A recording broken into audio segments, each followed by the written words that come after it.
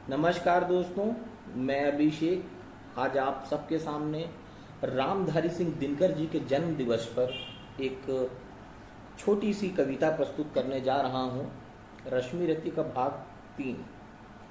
जो भी हिंदी साहित्य से जुड़े हुए लोग हैं या पोयम या लेख पढ़ने के शौकीन लोग हैं, वो रामधारी सिंह दिनकर जी को पढ़े बिना उनका पूरा नहीं हो सकता पढ़ना।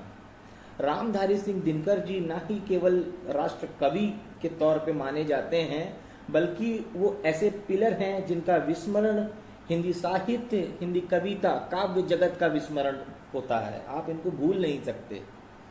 तो भाग 3 में रामधारी सिंह दिनकर जी बताते हैं कैसे कृष्ण भगवान शांति प्रस्ताव लेके हस्तिनापुर जाते हैं, कौरवों को समझाने की कोशिश करते हैं और उसके क्या रिजल्ट आता है ये इस काव्य के माध्यम से मैं आपको बताऊंगा। और जो लोग सुने हैं बेहद जानते होंगे कि इसका रिजल्ट क्या आना है। बहुत ही बेहतरीन काव्य है ये। और भगवान श्री कृष्ण ये जानते थे, क्योंकि वो खुद भगवान थे। तो कृष्ण भगवान ये जानते थे कि किसी भी लड़ाई, किसी भी युद्ध का नतीजा केवल शांति प्रस्ताव से ही सॉल्व किया जाता है। आप चाहे वर्ल्ड वॉर 1 देख लीजिए, वर्ल्ड वॉर 2 देख लीजिए, ट्रीटी ऑफ वर्साइल्स देख लीजिए, ट्रीटी ऑफ वियना देख लीजिए, किसी भी ट्रीटी को आप देखिए, सब में शांति संदेश ही दिया गया है। हम हिंदू माइथोलॉजी में इन चीज़ों को जरूर इग्नोर करते हैं, लेकिन ये चीज़ें हमें प्रैक्टिकल लाइफ में जीना सिखाती है। अगर यही शांति संदेश हम पहले पालन कर लें तो युद्ध हो ही ना। दोस्तों, मेरा आप सबसे निवेदन है, इस शांति संदेश को किसी भी जगह लड़ने जाने के पहले एक बार अपने जीवन में उतारने की कोशिश करिए। तो प्रस्तुत करता हूं। वर्षों तक वन में घूम घूम बाधा विघ्नों को चूम चूम, सह धूप घाम पानी पत्थर, पांडव आए कुछ और निखर। सौभाग्य न सब दिन सोता है, देखें आगे क्या होता है। अब क्या है, 14 वर्ष का वनवास पूरा करके पांडव हस्तिनापुर वापस आते हैं। अब पांडव आते हैं तो उनको रहने की जगह चाहिए होती है, जिस पे डिस्प्यूट होता है। तो श्री कृष्ण भगवान आगे बोलते हैं, मैत्री की राह बताने को, सबको सुमार्ग पर लाने को, दुर्योधन को समझाने को। सबसे ज्यादा जो खतरनाक फिगर है वो दुर्योधन, क्योंकि दुर्योधन एक ऐसा आदमी है जो समझना ही नहीं चाहता था। श्री कृष्ण भगवान ने बताया है कि एटीट्यूड कैसा होना चाहिए। दुर्योधन और अर्जुन दोनों के एटीट्यूड में अंतर क्या था।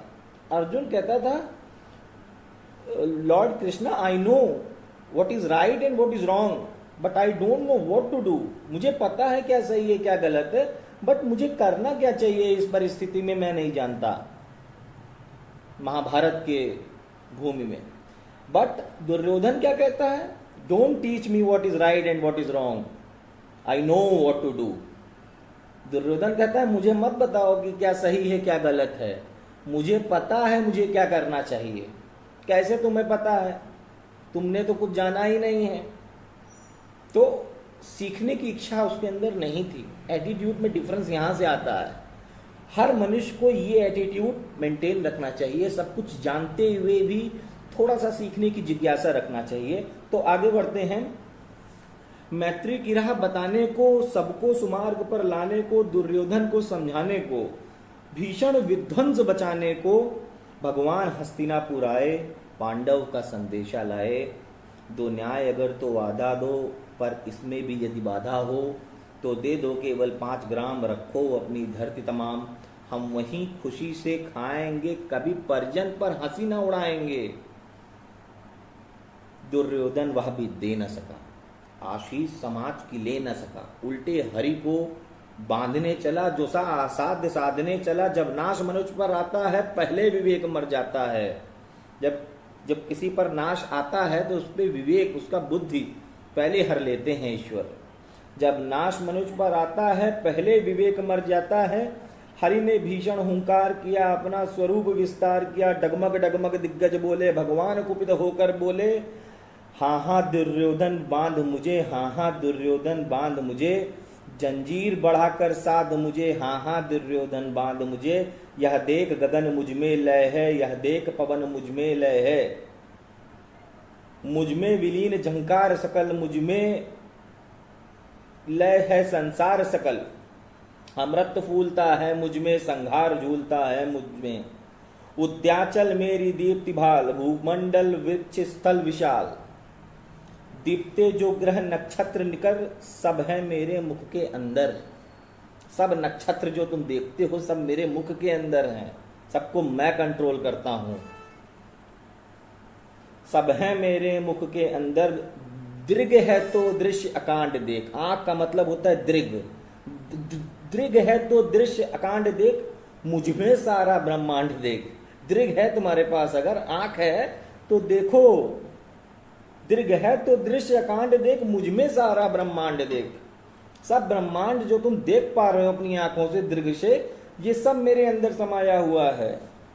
नश्वर मनुष्य सुरजाति अमर, सतकोटि सूर्य सतकोटि चंद्र, सतकोटि सरिता सर सिंधु मंद्र,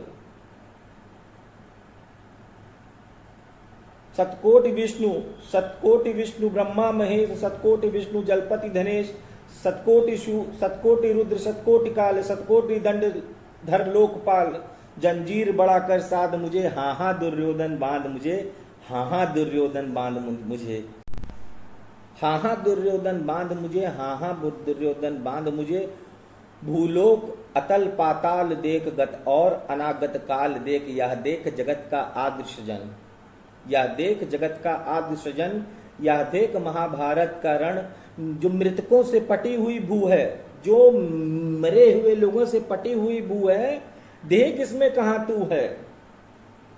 भगवान कृष्ण कहते हैं मृतकों से पटी हुई जो भू है, देख इसमें कहां तू है, ढूंढ अपने आप को। अंबर के कुंतल जाल देख, पद के नीचे पाताल देख, मेरे पद के नीचे पाताल देख, मुट्ठी के तीनों काल देख, मेरा स्वरूप विकराल देख, सब जन्म मुझी में पाते हैं और लौट मुझी में आते हैं। सबको जन्म मैं ही देता हूं और मरने के बाद भी सब मेरे पास ही आते हैं।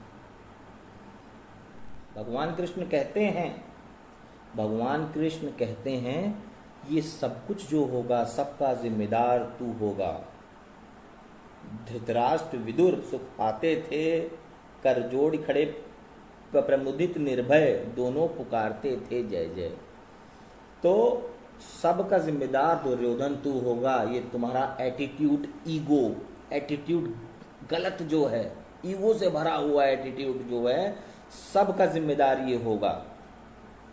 तो इतनी बेहतरीन लेख को सत सत नमन, कोटि कोटि नमन।